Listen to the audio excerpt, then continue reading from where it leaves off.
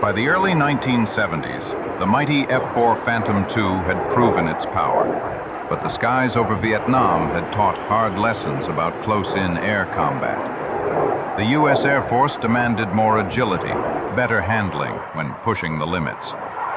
The answer wasn't a new jet, but a crucial upgrade, leading-edge slats.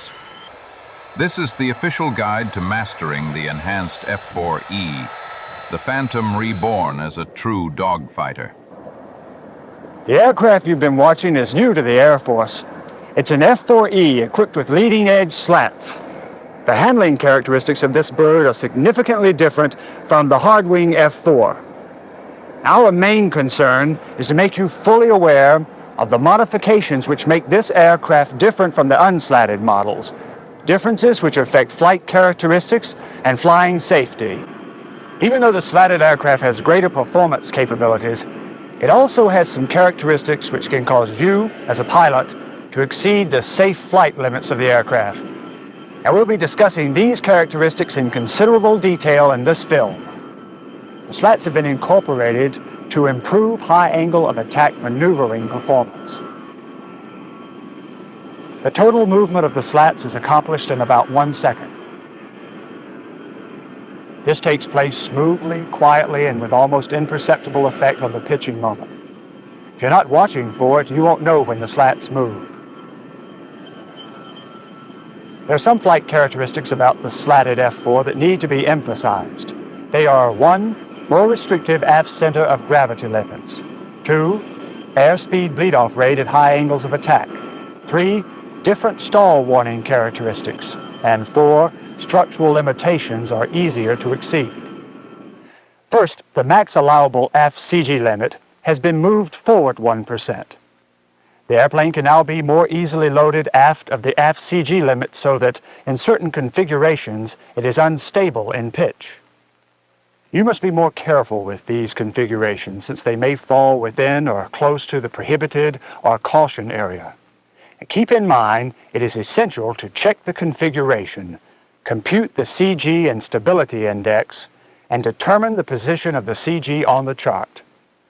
There are now more configurations that are aft of the limits. One is the ferry configuration with 3 tanks and no ammunition. Here you're actually aft of the aft limits. Ammo in the nose or locking out fuel from number 7 tank will put you back within the allowable limit. When you're on a tanker and have taken on full internal fuel, the CG will shift aft. With the slats out, your aircraft will be less stable and more sensitive in pitch. Take this into consideration when you're planning a mission which involves in-flight refueling. Coming back for landing with max gross weight, you will again experience this pitch instability. If a nose-up pitch change is introduced, the nose will tend to keep coming up until you push forward on the stick. Actually, it's a matter of being aware when the aircraft is approaching or is on the aft CG limits, and that it is going to be more sensitive to pitch moments. Second flight characteristic is rapid airspeed bleed-off at angles of attack above 25 units. The optimum turn radius in the slatted F-4E is achieved at 23 to 25 units, and generally you shouldn't be flying above that. If you are, you're getting less lift and more drag. Unlike the hard-wing F-4, this aircraft is very smooth at this high angle of attack. This smoothness can be deceiving. Anything above 25 units will give you a rapid airspeed bleed-off. You will lose energy quickly and insidiously. You could easily find yourself in trouble. The third flight characteristic is the difference in stall warning. If you're about to stall an unslatted F-4, it will usually buffet very heavily and you will experience nose, slice, and wing rock. In the slatted aircraft, these physical cues are not as prevalent. You can fly right through to departure with less aerodynamic warning. This is especially true at higher pitch rates. You have adequate stall warnings, but you must train yourself to use them. Your warnings on the slatted F-4E are the aural tone patterns and the angle of attack indicator. The addition of the slats has required a change in the aural tone schedule. Between 21 and 23 units, you will hear this tone. Between 23 and 25 units, you will hear a steady tone.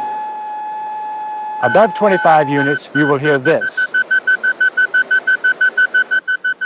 If you do get yourself into a stall, recovery techniques from an out-of-control situation remain the same as with an unslatted F4. First, stick forward. Second, ailerons and rudder neutral. Third, if not recovered, maintain full forward stick and deploy drag chute.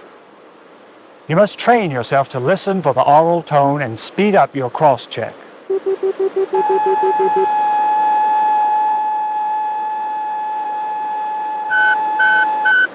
If you wait and look for physical cues, you may reach departure without encountering any. Again, 25 units is your optimum angle of attack for turning, and there is no reason to fly above it. The fourth flight characteristic is that this aircraft is easy to over-G, and with the slats out, the stick forces required to pull any Gs are lighter than those required with the slats in. The lighter stick forces, together with a lack of buffet, will give you a tendency to pull more Gs than you expect.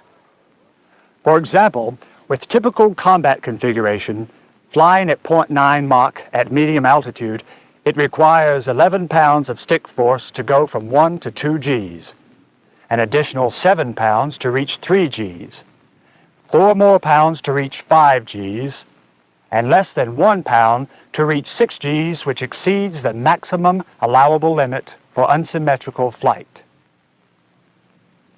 There isn't any easy-to-remember rule of thumb on G limits. The data in the flight manual requires interpolation and interpretation. You have to be aware of G limitations in all aircraft, but especially this one because the stick forces per G are less. Besides the 4 primary flight characteristics, there are some other distinct differences between the conventional F4s and the slatted F-4Es. On takeoff, the slats have a destabilizing effect on pitch, much the same as when wing tanks are installed. The center of pressure on the slatted F-4E is further forward, which results in lower nose gear liftoff speeds and higher rotation rates. Be prepared to stop the pitch motion earlier. However, this is an advantage if you take off heavily loaded in the forward CG. Coordinated turns can be made using aileron alone, without rudder, at angles of attack up to 19 units. Between 19 and 25 units, a coordinated blend of rudder and aileron is required. Once again, the optimum maneuvering angle of attack is 23 to 25 units. When you reach it, stop. You have reached your optimum turn rate. On landing, it is more difficult to track a constant angle of attack because the slatted F-4E is more sensitive in pitch. Roll and yaw response is more sluggish.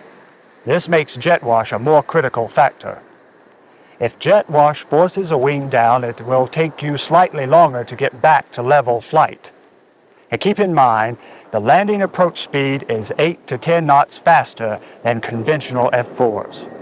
Minimum stopping distance is about 500 feet longer.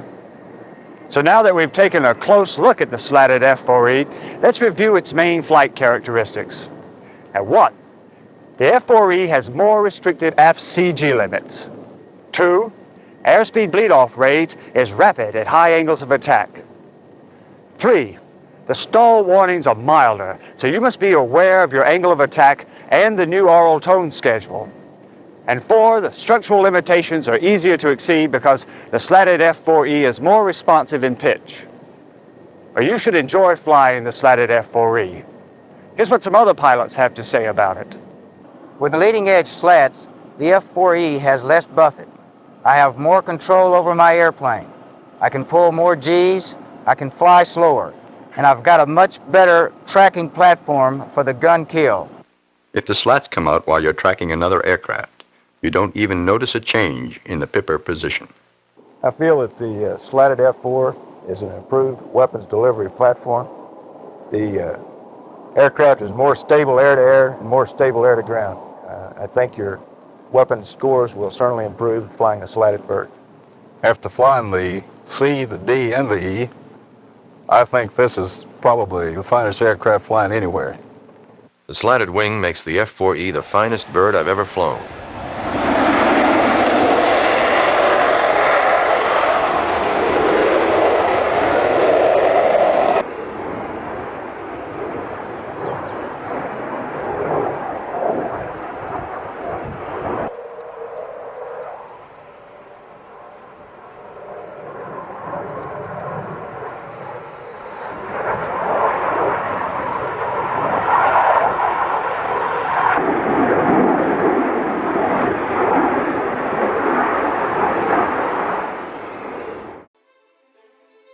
The design of the McDonnell Douglas F-4 Phantom II has surpassed 60 years.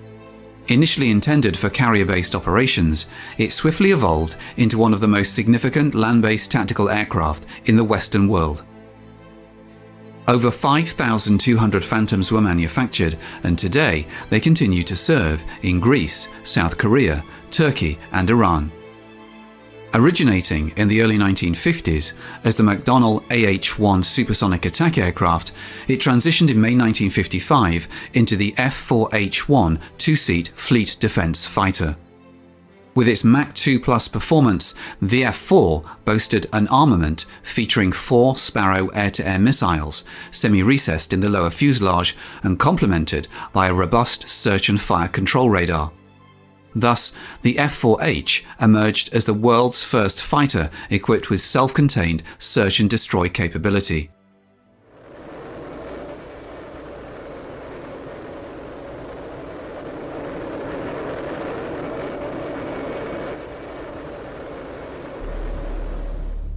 On May 27, 1958, the XF-4H-1 prototype made its debut at Lambert Field in St. Louis, with test pilot Bob Little at the controls for its inaugural flight. Our intention on that flight was to take the airplane supersonic on its first flight. We had done that 4 years before in the F-101, and it was certainly something to be accomplished in the F-4. It didn't work out that way. Landing gear didn't come all the way up. And on that flight, a hydraulic system failed on takeoff, so had to bring the airplane in after about 20 minutes of learning how to fly it well enough so I could land it. Despite encountering challenges during its maiden voyage, as the XF-4H taxied alongside examples of McDonnell's other major fighter program of the period, the F-101 Voodoo, it became evident that the company had a triumph on its hands. The narrative of the Phantom also encompasses General Electric, which supplied the J-79 turbojet engine. In 1951, the company embarked on developing a new axial flow engine that aimed for low weight and excellent fuel efficiency at Mach 0.9, while still possessing the strength and thrust for Mach 2 performance. To accomplish this, the J-79 incorporated innovative design elements, notably the variable stator compressor with adjustable blades and an afterburning exhaust nozzle essential for lightweight and optimal performance at very high speeds. This nozzle utilized secondary air to regulate the expansion of the primary exhaust, also serving to cool the engine, thus obviating the need for costly metallurgical solutions. Mechanically interconnected, 2 sets of nozzle fingers dynamically adjust, opening and closing to shape the exhaust for optimal balance between thrust and fuel consumption across the engine's entire operating spectrum. This innovation results in a substantial 2/3 boost in thrust, albeit at the cost of exorbitant fuel consumption.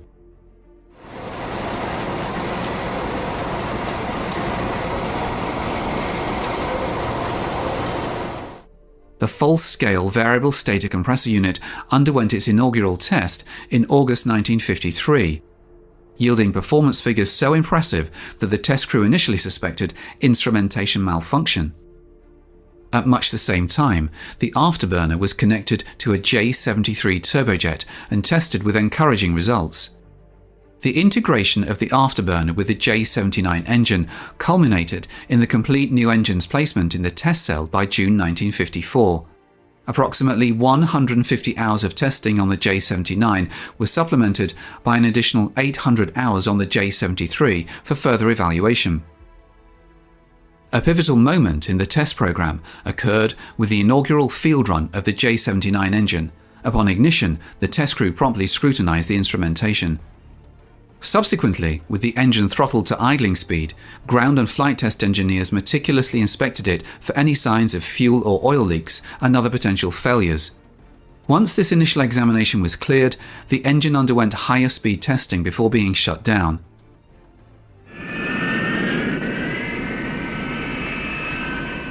In May 1955, the groundbreaking new engine took flight, housed in a nacelle beneath the belly of a converted North American B-45 bomber.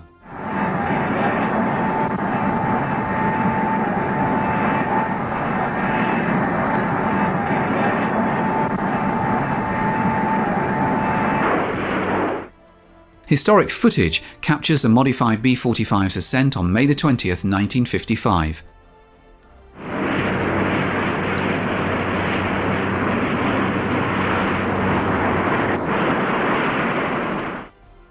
After the B-45 achieved stable flight, the J-79's nacelle was extended, facilitating initial test runs to confirm its capabilities in steady, level flight. Subsequent tests included air starts, essential for any advanced engine.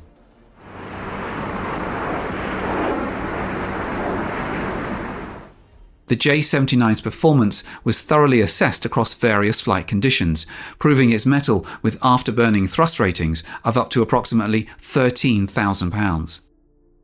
The inaugural flight-worthy J-79 was transported across the United States to Edwards Air Force Base in California, where it underwent unpacking, ground testing, and installation for flight trials.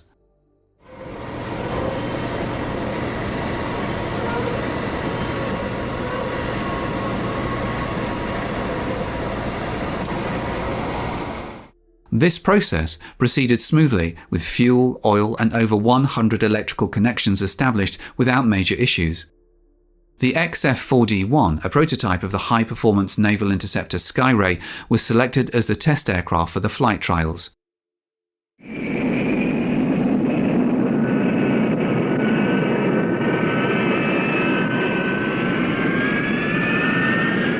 Ground runs were conducted at both dry and afterburning thrust levels to validate the fundamental installation.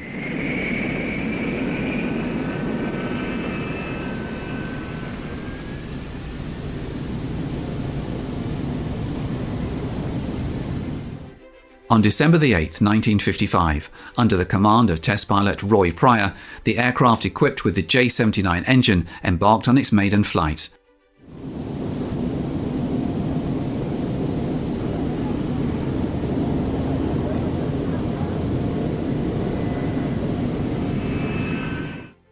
Taking off downwind to maximize runway utilization, the aircraft required approximately 6 miles of the renowned dry lake bed at Edwards, formerly known as Murrock, until 1950.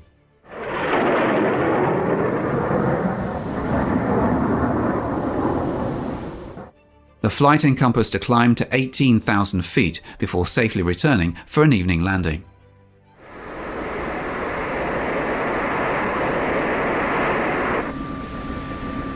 The entire flight operation exemplified successful flight testing. The J-79 was soon cleared for operational service, and early examples of the type were installed right from the beginning of the Phantom's production run. By the late 1950s, the Phantom's prominence surged following the placement of its first production contract in December 1956.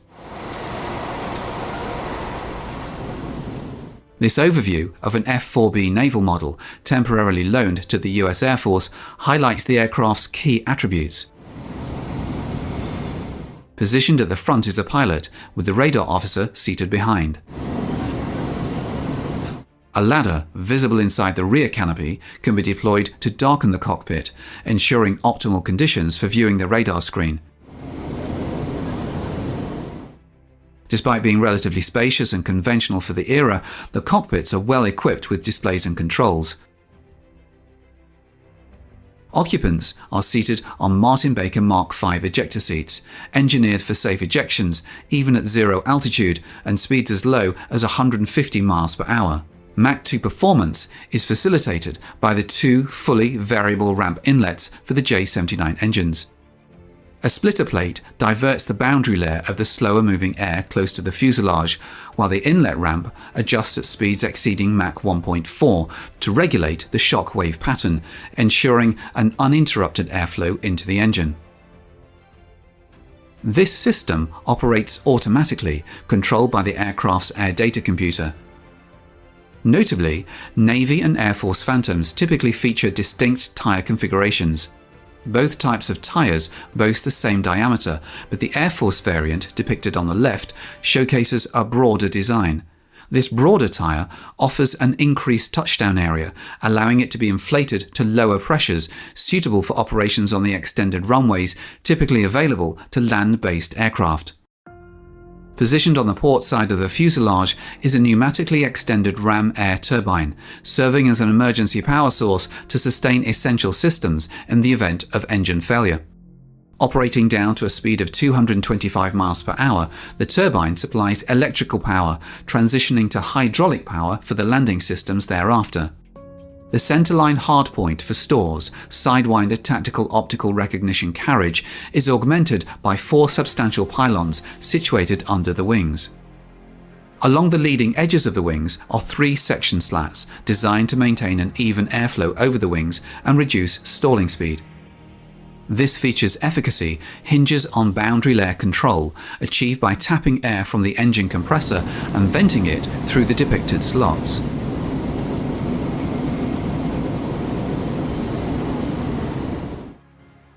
This is one of the 2 trailing edge flaps, which are also fitted with boundary layer control. Similar to the leading edge system, these slots direct air tapped from the engines over the upper surface of the flap. This airflow manipulation enhances the effectiveness of these relatively small surfaces.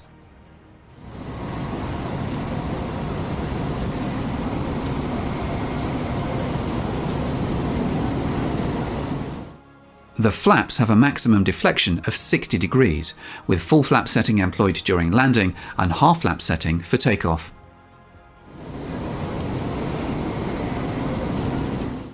Lateral control is achieved through a combination of spoilers and ailerons, with spoilers utilized at high air speeds and ailerons at low air speeds. Each wing's underside features a hydraulically operated speed brake, enabling rapid deceleration from speeds as high as Mach 2.4 at any flight altitude without inducing buffet or altering pitch trim. Although extending the speed brakes during landings is safe, their effect is minimal at low speeds.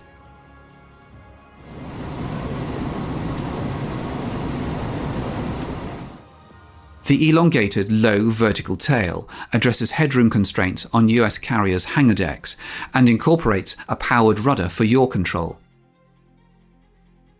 Beneath the powered rudder lies the vent for the fuselage's complex of 6 fuel tanks. The slab tailplane halves ensure complete pitch control under all flight conditions and are angled downward at 23 degrees to enhance directional stability by augmenting the effective side area of the rear fuselage. Positioned between the J-79 tailpipes is the arrestor hook, typically housed beneath the rear fuselage fairing but deployed during carrier landings. This feature, retained on land-based Phantoms as well, has proven invaluable for achieving short landings on runways equipped with appropriate arrestor gear.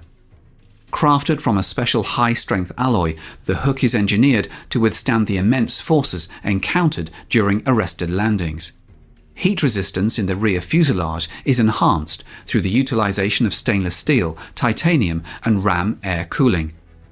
Located at the far end of the tail is the compartment for the 16-foot braking parachute, essential for reducing landing distances on standard runways. The aperture in the tail facilitates the exit of cooling air, intentionally drawn into the rear fuselage structure above the engine exhausts. Renowned for its distinctive appearance, the Phantom has always stood out in the realm of aviation aesthetics. One of these distinctive features is the power folding of the outer portion of each wing, normally angled at 12 degrees. The folding system is engineered to reduce the Phantom's width for ease of movement on carrier decks and elevators. This feature, retained on land-based Phantoms as well, has demonstrated its practicality in various operational scenarios. With the wings folded, the internal plumbing for the boundary layer control system becomes visible. The sizable nose radome accommodates the 32-inch diameter antenna of the APQ-72 main radar. Positioned beneath the nose is the fairing for the infrared scanner, serving as a backup target acquisition capability should the main radar encounter jamming or failure. The Phantom entered operational service with the US Navy in 1961, prompting rapid conversion of squadrons from older aircraft types to equip the Navy's formidable carrier force.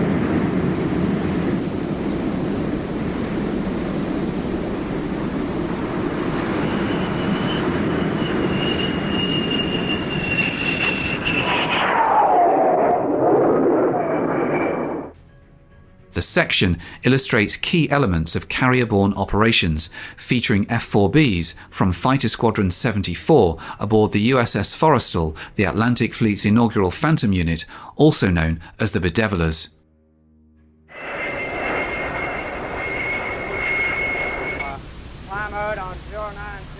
Prior to each mission, a meticulous briefing sets the stage, followed by flight crews donning survival equipment on top of their flight suits.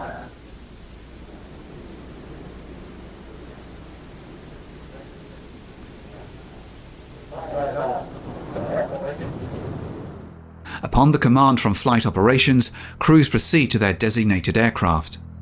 Meanwhile, deck crews, distinguishable by different colored vests for identification, finalize preparations for the mission launch. The pilot conducts a thorough walk-around check of the aircraft before both pilot and radar officer embark on the Phantom. The launch weight is indicated for the catapult officer's attention.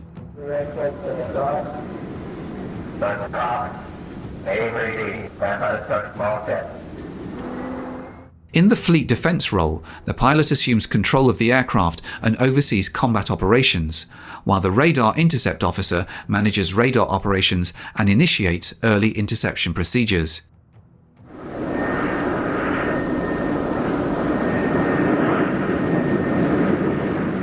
Subsequently, both cockpit canopies are sealed shut, and the deck crew raises the catapult bridle in readiness for launch.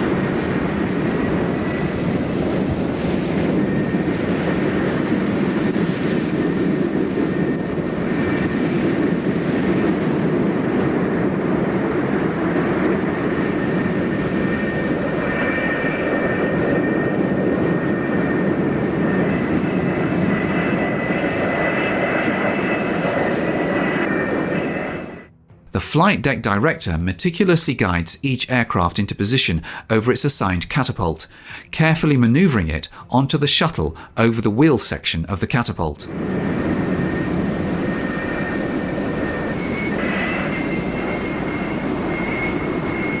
Subsequently, the bridle is securely attached, and any slack in the bridle is eliminated by nudging the catapult shuttle forward slightly.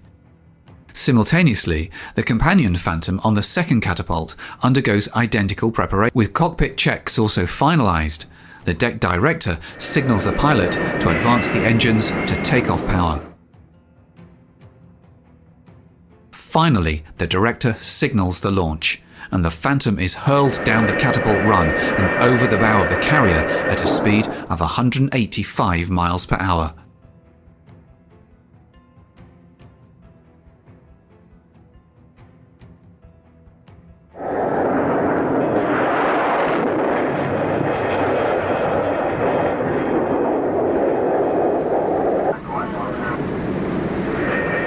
As the first pair embarks on their combat air patrol, another duo of Phantoms taxis towards the launch area. Upon reaching the designated spot, deflectors are raised to redirect exhaust gases away from the flight deck.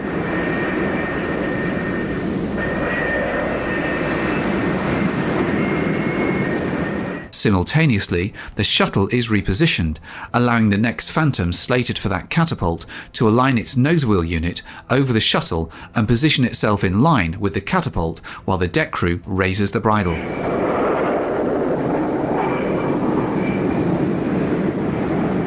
This launch sequence continues with up to 4 aircraft dispatched almost simultaneously.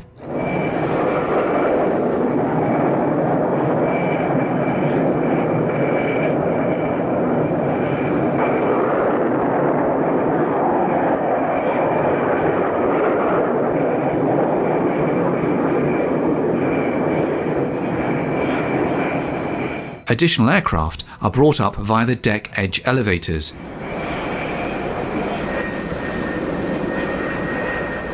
Enabling launches to proceed, including instances of triple dispatchers.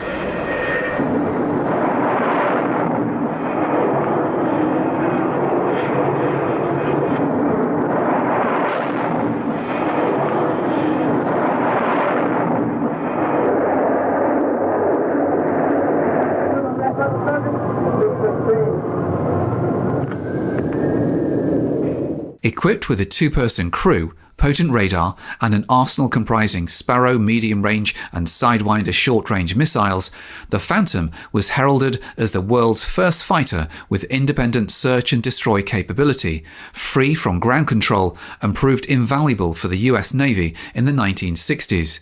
Its service capabilities were swiftly showcased through a series of world records. In December 1959, the Phantom achieved a zoom climb-to-altitude record of 98,556 feet. In September 1960, it secured 2 closed-circuit records at speeds of 1,217 and 1,390 miles per hour. Less than a year later, in August 1961, it established a low-altitude speed record of 903 miles per hour, followed shortly thereafter in November by an absolute world speed record of 1,606 miles per hour. Undoubtedly, one of the most remarkable early achievements took place in May 1961, commemorating the 50th anniversary of naval aviation.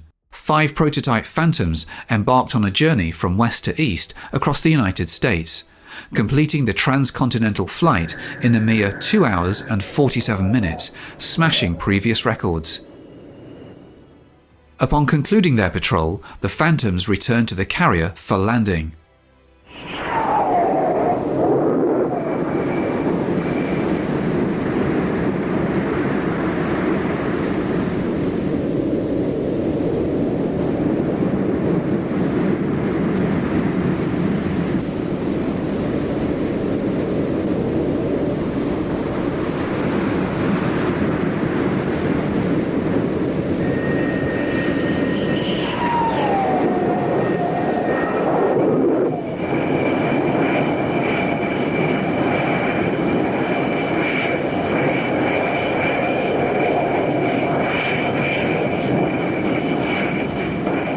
Approaching at 150 miles per hour, each aircraft undergoes visual inspection to verify the lowering of landing gear and flaps. They're then guided down by the landing signal officer once the assistant confirms a clear deck.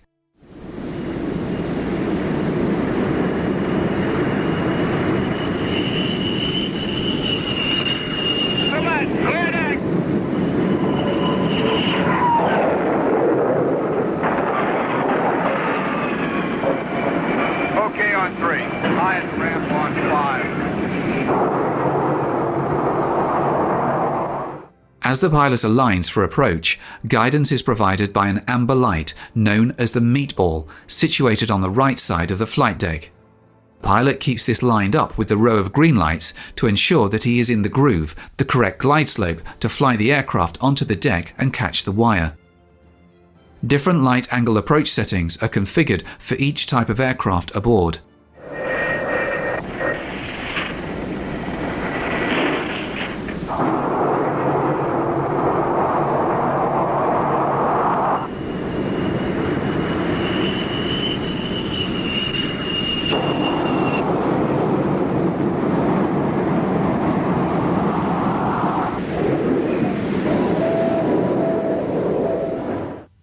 Following each landing, the wire disengages from the arrestor hook and returns to its position as the landed aircraft taxis clear, facilitating the prompt arrival of the next aircraft.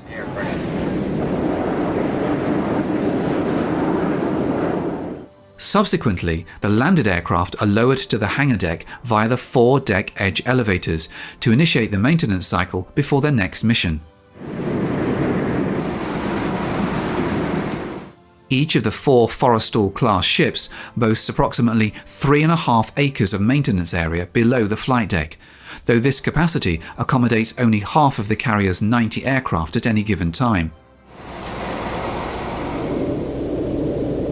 Throughout the 1960s and early 1970s, both the F-4B and the upgraded, more potent F-4J versions of the Phantom served as the backbone of the US Navy's air defense.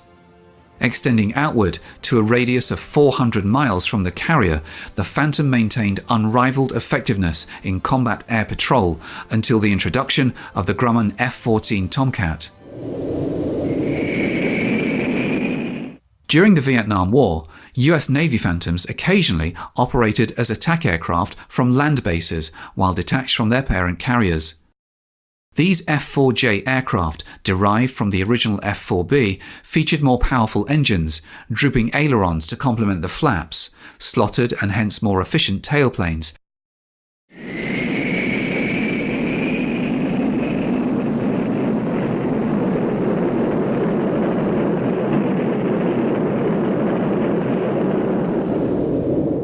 and an enhanced combination of AWG-10 fire control radar and AJB-7 bombing system for improved air-to-air and air-to-ground capabilities. The pilot assumes the primary responsibility of flying the aircraft, remaining fully engaged in ensuring all systems are functioning optimally and monitoring fuel levels while maintaining a vigilant visual scan of the sky for potential threats that may have eluded radar detection.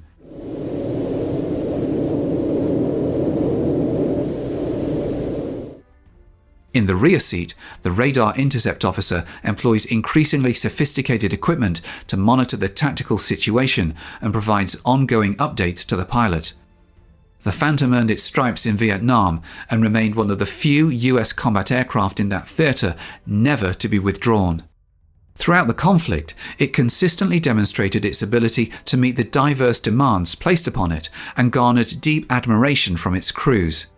However, the Phantom wasn't without its shortcomings, particularly in its early iterations. One notable flaw was its smoky power plant, which could inadvertently reveal the aircraft's position to adversaries. Another significant operator of the Phantom in Vietnam was the US Marine Corps, with a key Marine Aviation Unit, Aircraft Group 13, stationed at Chile in 1968. Aircraft were stored in blast-proof revetments between missions to mitigate the impact of communist rocket and mortar attacks on airfields and to impede potential close assaults by Viet Cong sappers. Prior to boarding the Phantom, the crew conducts a thorough walk-around check to ensure the aircraft exhibits no visible defects. They inspect the underwing pods to confirm full attachment, complete loading, and proper electrical connection, as well as to ensure the safe handling of the 2.75-inch rockets. Examination of the main landing gear wheel well is conducted to detect any signs of hydraulic or fuel leaks. A brief inspection confirms that the Mark IV 20mm cannon pod is loaded with ammunition and free of apparent issues. The bomb load is finalized with triplets of retarded high-explosive bombs loaded onto the wing pylons by the ordnance crew, utilizing a specialized jack-up bomb trolley. Safety pins are inserted to secure the bombs before the trolley is removed.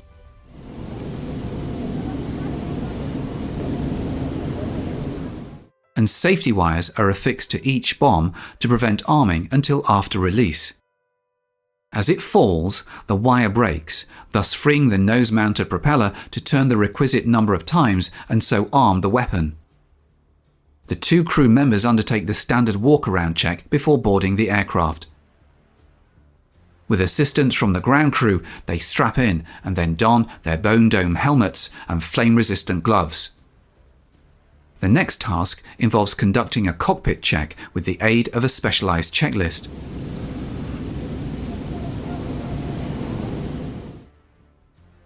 All moving surfaces undergo a final visual inspection and testing as the ground crew remove flagged pins and safeties, which are then prominently displayed to the pilot.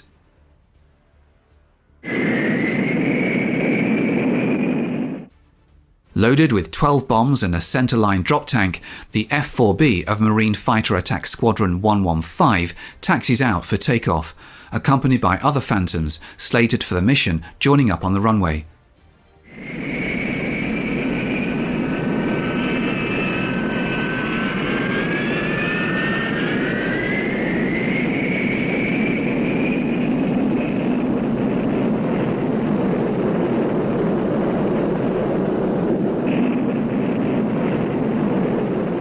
Before receiving clearance for takeoff, the crew verifies that the outer wings are securely locked down, then proceeds to embark on another tactical sortie in support of Marine Corps ground forces. As the scope of US operations in Vietnam expanded steadily during the later 1960s, there was a corresponding increase in the expansion and enhancement of bases utilized by aircraft like the Phantom, which necessitated fully paved runways. Marines are depicted laying a temporary extension to a paved runway in the image.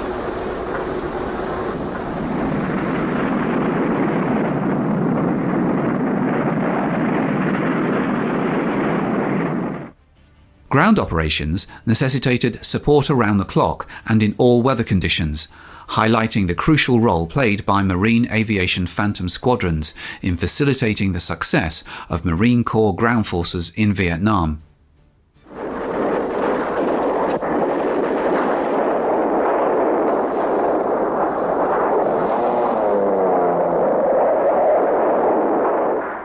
Phantom pilots took pride in their ability to deliver a wide array of ordnance with precision, particularly in close proximity to friendly forces' forward positions, a capability that proved pivotal in crisis situations.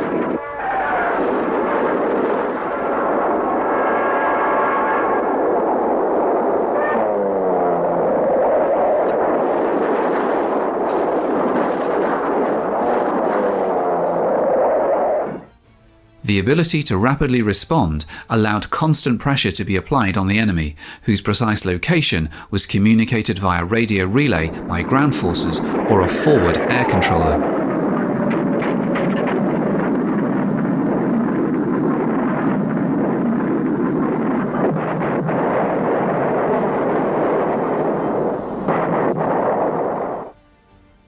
Waves of aircraft ensured sustained air pressure on hostile ground forces and enabled the deployment of various types of ordnance tailored to the circumstances of each tactical scenario.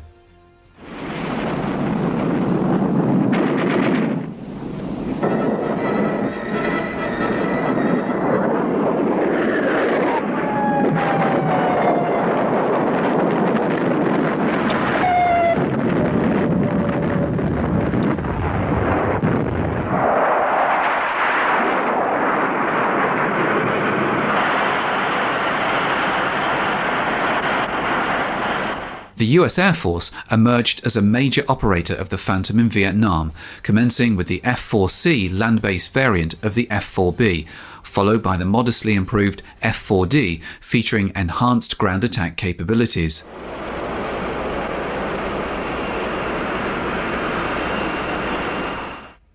Despite susceptibility to communist guerrilla attacks, centralized fueling systems like the one at Cam Ranh Bay offered tactical advantages, prompting their utilization in Vietnam.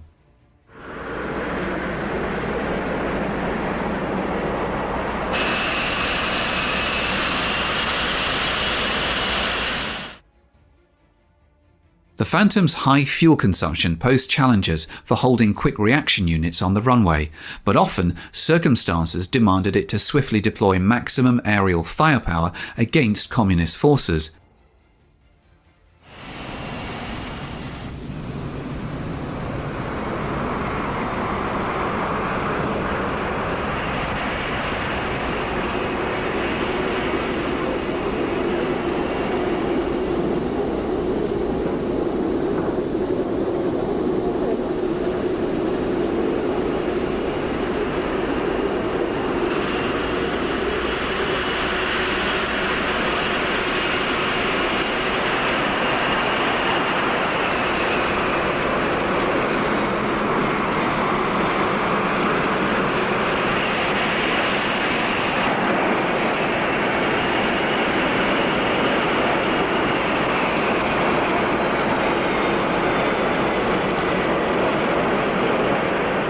However, this practice exposed crews to heat fatigue under the scorching tropical sun, while waiting fully manned and armed on standby. Despite these concerns, the paramount consideration remained the speed of reaction, ensuring Phantoms could be scrambled promptly when needed.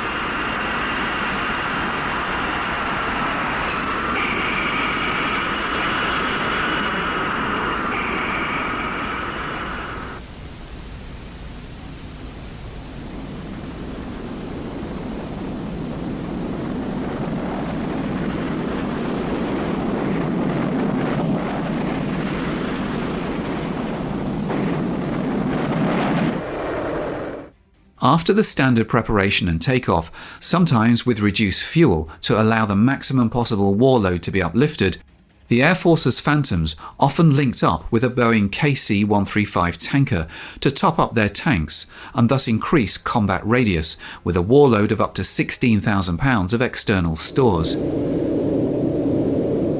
Here, the boomer aboard the tanker aircraft guides the boom into the Phantom's dorsal receptacle for fuel transfer. Renowned as the quintessential attack aircraft in Vietnam, the Phantom offered an impressive combination of payload capacity and range, coupled with robust airframe strength and advanced avionics, ensuring precise targeting with remarkable accuracy.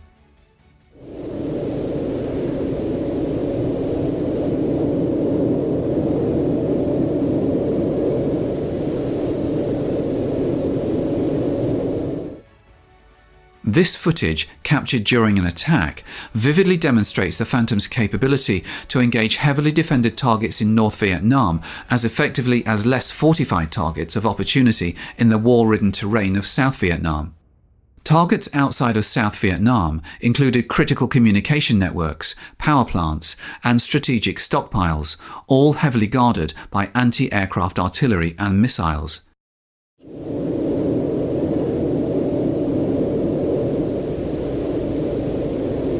Even in adverse weather conditions, Phantoms demonstrated their ability to penetrate defences and deliver their payloads.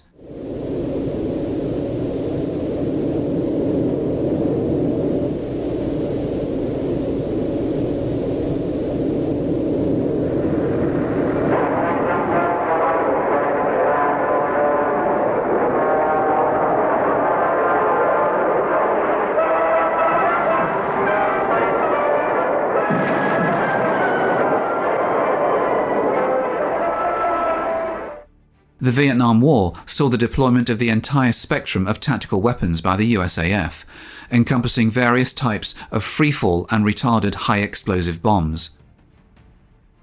Retarded bombs were specifically designed to allow attacking aircraft to drop them accurately at low altitudes to maximize the force of the explosion.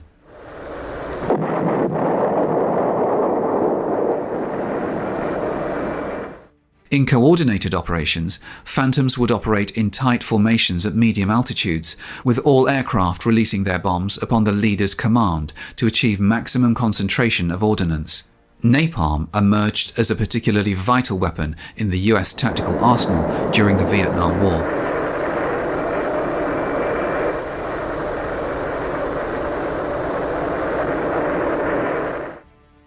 While the initial F-4C proved effective, it underwent development into the F-4D with enhancements such as the APQ-109A radar replacing the APQ-100 and the ASG-22 sight.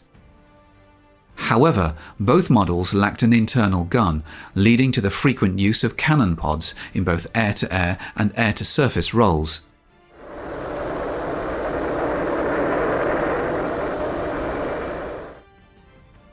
Pictured here is an SUU-16A pod loaded with 1,200 rounds of 20mm ammunition.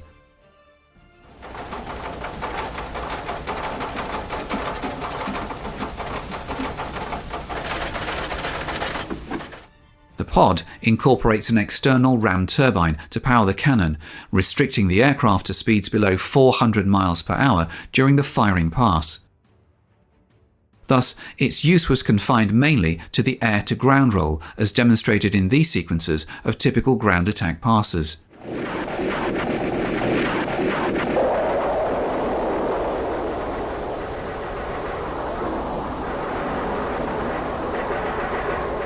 The SUU-16A and the SUU-23A self-powered versions, designed for high-speed air-to-air engagements, served as solutions, albeit not ideal ones, to the Phantom's lack of an internal gun.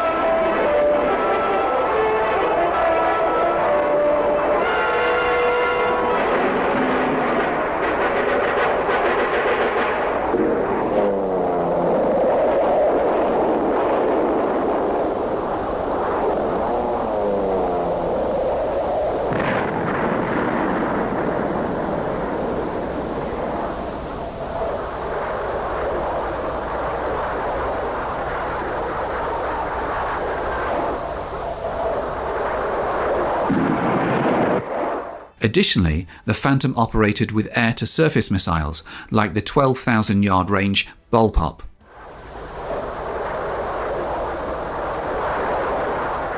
As previously mentioned, its primary air-to-air armament consisted of the medium-range Sparrow and short-range Sidewinder missiles. Although air combat was infrequent during the Vietnam War, encounters with MiG fighters did occur, often resulting in successful engagements, such as the one depicted here with a Sparrow missile, or through cannon fire, as captured in classic camera gun footage.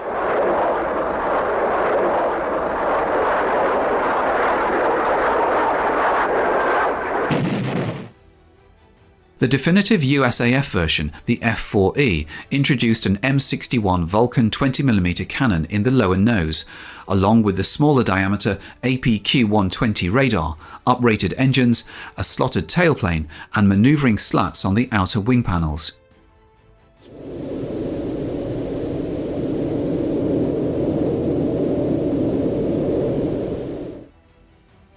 Similar to earlier Phantom variants, provision was made for podded electronic countermeasures like the jammer pod, seen here, carried in the port-forward Sparrow missile recess.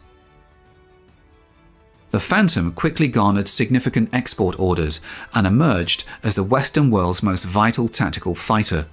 The Phantom saw service with 11 overseas operators, including Australia, Greece, West Germany, Turkey, South Korea, Japan, Iran, Egypt, Israel, Spain, and the United Kingdom. Despite not being the third largest purchaser of Phantom aircraft in terms of numbers, the UK pursued a significantly modified variant derived from the US Navy's F-4J. Designated as the F-4K for the Royal Navy and the F-4M for the RAF, this variant featured two Rolls-Royce Spey afterburning turbofans. This necessitated substantial revisions to the fuselage, although the additional drag resulting from these modifications offset the advantages of the more powerful and fuel-efficient power plant.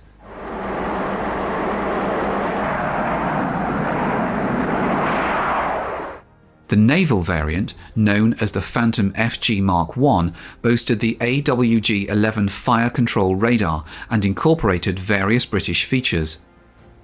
Its armament included the Sparrow missile and the 2-inch rocket, the latter housed in multiple pods mounted under the wings.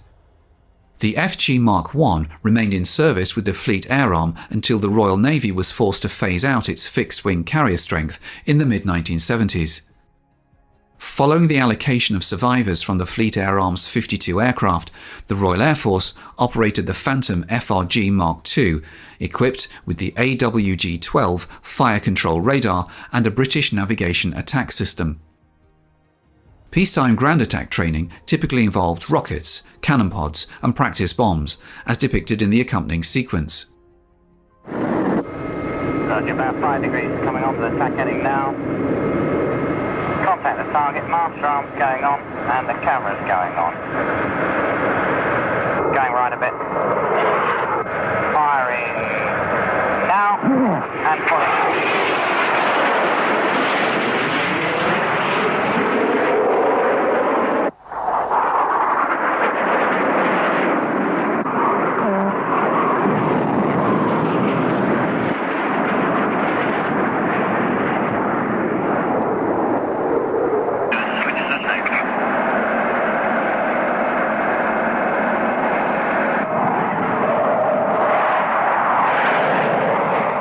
Downwind now for a priority landing. Roger, Red Leader, join.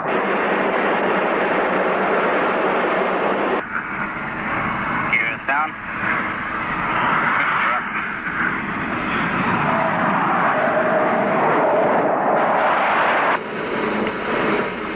On speed.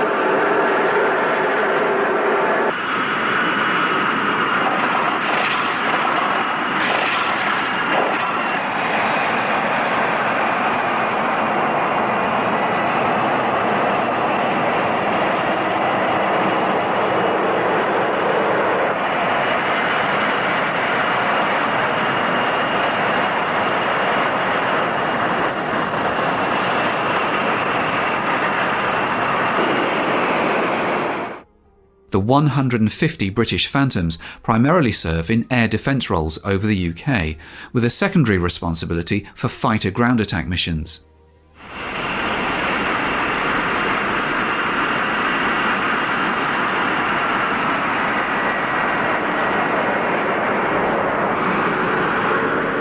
Number 41 Squadron exemplifies one of the 7 British Phantom squadrons, with 2 squadrons flying ex-naval FG Mark I variants and a 3rd squadron operating ex-US Navy F-4Js.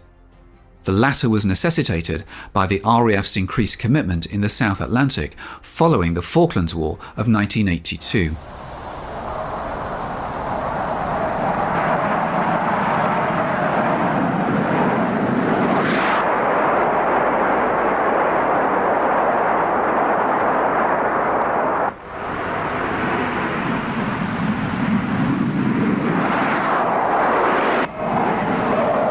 Modern developments have highlighted alternative roles for the Phantom, such as reconnaissance and defence suppression.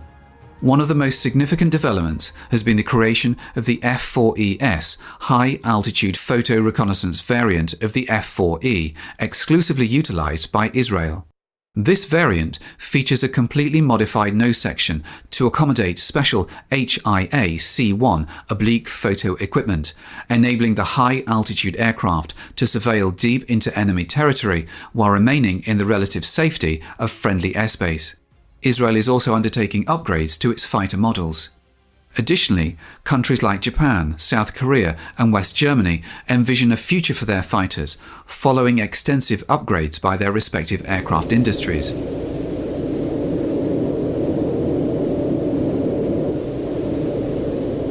Throughout its service history, the Phantom has demonstrated remarkable adaptability across a wide range of roles, utilizing various weapon types on its 5 hardpoints. Some of the most important are illustrated in the next few sequences. Unguided rockets have played a particularly significant role in area ground attacks. Among the most commonly utilized types are the 2.75-inch rockets, with the 5-inch variants being less frequently employed. These rockets are fired from launchers of various sizes and are effective against soft battlefield targets such as troop concentrations, unarmored vehicles and artillery positions.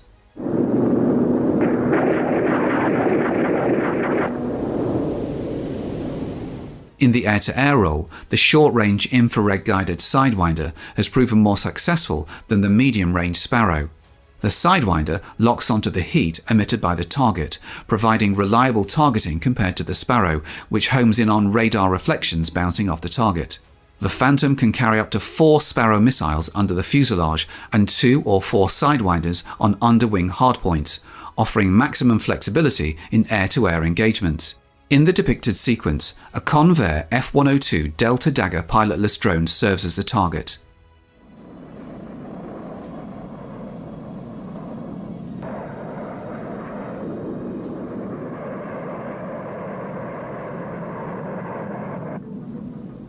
A late-model Sidewinder successfully hits the drone's tailpipe, demonstrating the effectiveness of the weapon.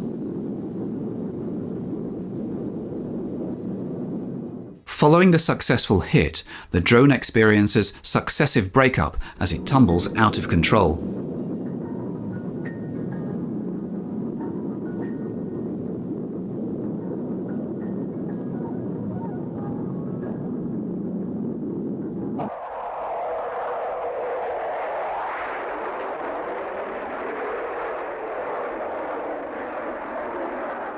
Both saturation and precision bombing have been conducted against point and area targets, utilizing a wide range of US bomb types, including highly effective high-blast demolition types.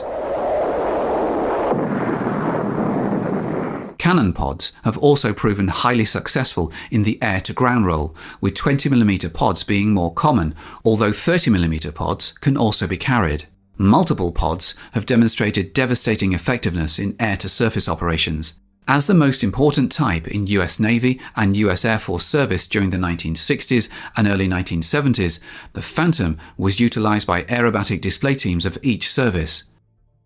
The Navy's team, the Blue Angels, operated the F-4J until the rising fuel prices necessitated a change to the McDonnell Douglas A-4F Skyhawk in 1974.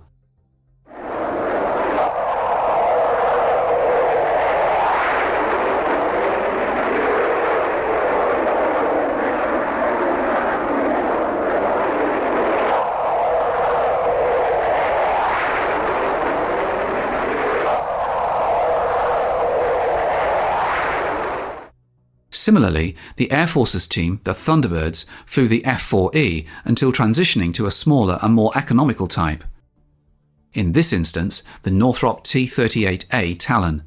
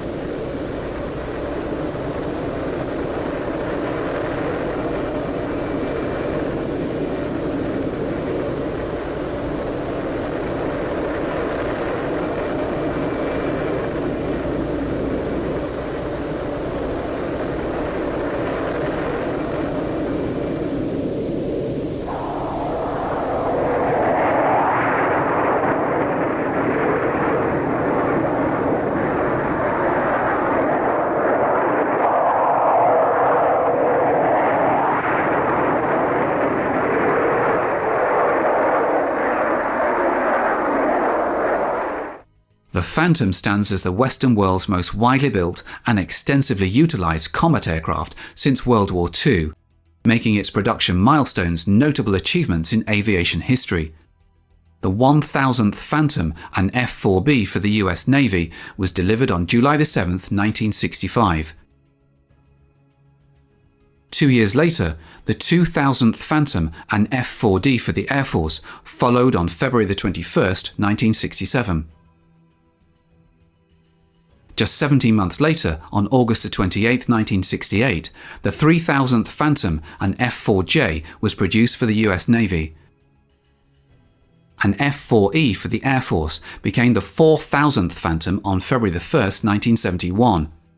Finally, on May 24, 1978, the 5000th Phantom, an F-4E, was delivered to the Turkish Air Force. Although the Phantom is no longer in production, it remains an effective warplane. A classic fighter isn't just one that performs well under ideal conditions, it's one that accomplishes missions beyond its original design. The success of the Phantom was a result of the courage and skill of its crews, supported by an aircraft that was capable and versatile enough to adapt to various missions. The F-4 Phantom was neither pretty nor elegant, but it did its job when so many other aircraft in history could not. That's what counts.